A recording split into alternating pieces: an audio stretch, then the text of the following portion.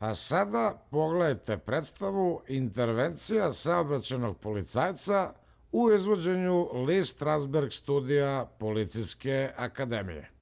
O, kako volim kad juriš 200, a pešaci bezbrižno prelaze ulicu. Slušaj, ako te još jednom uhvatim da njuškaš oko auspuha dok sipam gorivo, vezat ću te za branik i trčat ćeš za kolima dok ti se ne pročiste pluća i mozak. O, zašto si postao tako hladan? A sećam se kad si pobednika biciklističke trke kroz Srbiju oborio kolima 20 metara pred ciljem samo da bi me oraspoložio. Rekao sam ti 100 puta, usta se prislanjaju na auspuh samo u slučaju trovanja kiseonikom. I koja budala ti je rekla da je pušenje auspuha zabava u otmenim krugovima? A da li se sećaš kada si sjurio u jarak zaprežna kola sa celom porodicom i 2 tone lubenica?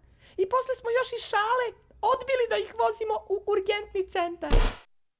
Slušaj bre, to sa auspuhom mora podhitno prestane. Ili bar da sačekaš dok ne kupimo auto na bezolovni.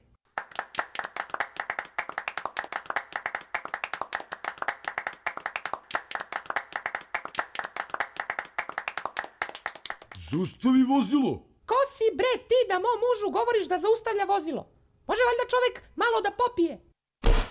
Aha, vožnja u alkoholisanom stanju. Ma ne slušajte je, nije normalna. Digo sam je na revers iz ludnice. Čak i ne proveravaju potpis. Mogu je da je pokupi ko je hteo. Prekini! Vozač koji saobraćaju dozvolu. Pazi ti kako pričaš sa mojim mužem. Znaš koliko je on motociklista oborio kamionom? A, izgleda da mi je vozačka ostala na čembalu. Šta bre pričaš? Mi nemamo čembalo, a nemamo ni vozačku. Nemate vozačku dozvolu i vozite u alkoholisanom stanju. Ja sam šokiran. Ja sam šokiran. Pa jel možemo nekako da se dogovorimo? Daj 10 evrića i pisat ću ti samo pojas. Sram te bilo, primaš mito. Dogovoreno. Gospodine, ako biste želi da gospođa nestane, to može da se sredi. Jel imaš vizit kartu?